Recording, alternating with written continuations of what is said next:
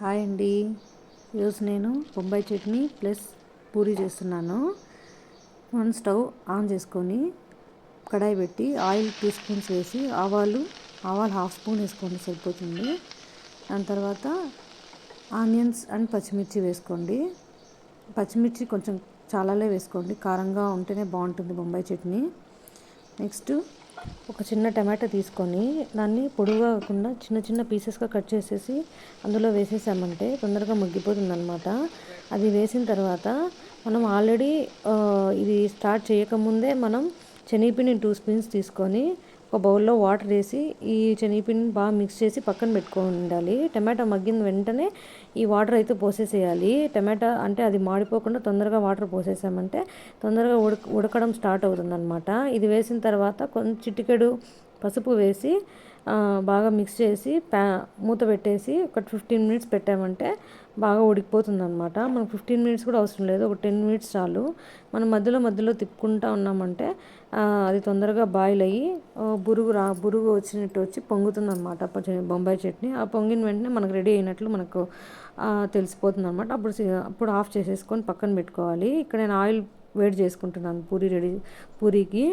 పూరి ఇప్పుడు మనం చపాతీలాగా పెద్ద పెద్ద బాల్స్ అయితే చేసుకోకూడదు. పూరీకి చాలా చిన్నగా బాల్స్ చేసుకోవాలి.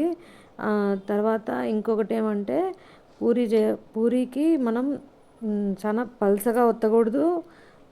అదే రకంగా మనం లావుగా కూడా ఒత్తకూడదు అనమాట. మీడియంగా మనం కనిపించాలన్నమాట. మనం టచ్ చేస్తే కొంచెం మందంగా ఉన్నట్లు పూరి అనిపించాలన్నమాట.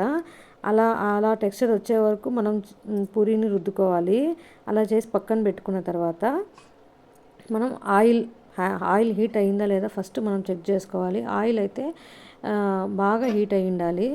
మీడియంగా అట్లా హీట్ అయిందంటే కనుక మనకు పూరి వేయంగానే ఆయిల్ అంతా పీల్చేస్తుంది. దానివల్ల పిల్లలకి పాపము స్కూల్కి వెళ్ళిన తర్వాత తినేసి స్కూల్కి వెళ్తారు కదా, అక్కడ వెళ్ళిన తర్వాత కొంచెం తల తిరగడం, కళ్ళు తిరగడం, స్టమక్ అంతా అప్సెట్ అవ్వడం అట్లా అవుతుందన్నమాట. ఖచ్చితంగా ఆయిల్ అయితే హీట్ బాగా అయి ఉండాలి పూరి వేయాలంటే. పూరి వేసిన వెంటనే మనం ఒత్తుకుంటా వచ్చామంటే గెంటితో అది బాగా పొంగుతుందన్నమాట. పొంగిన వెంటనే మనకు గోల్డెన్ కలర్లోకి వచ్చేస్తుంది పొంగుతానే. చాలు సరిపోతుంది, తీసి పక్కన పెట్టేసుకోవాలి. అలా మనం ఇంకెన్ని కావాలంటే అన్ని పూరీస్ వేసేసుకుంటూ వచ్చేయాలి, అంతే. నాకు తెలిసి ఇది మార్నింగ్ బ్రేక్ఫాస్ట్కి చాలా ఈజీగా మనం పిల్లలకి ఫాస్ట్గా చేసేయచ్చు. ప్లస్ అట్ ఏ టైం మనకి పిల్లలు కూడా చాలా ఇంట్రెస్ట్గా మనకి టిఫిన్ తినడానికి ఇంట్రెస్ట్ చూపిస్తారనమాట. లేకుంటే మనం ఏదైనా ఏదో అది ఇది ఉప్మా అట్లా ఇట్లా అన్నామంటే వాళ్ళు తినలేరు. కాబట్టి మనం ఇలాగ ఫాస్ట్గా యాక్టివ్గా చేసామంటే వాళ్ళకి ఇంట్రెస్టింగ్గా ఉన్న టిఫిన్స్ చేసామంటే వాళ్ళు బాగా ఫుల్గా తినేసి యాక్టివ్గా స్కూల్కి వెళ్తారని నేను అనుకుంటున్నాను. కాబట్టి ఇలాగ వాళ్ళకి మనం యాక్టివ్గా ఉండి ఇలా చేస్తే వాళ్ళు హ్యాపీగా తింటారు.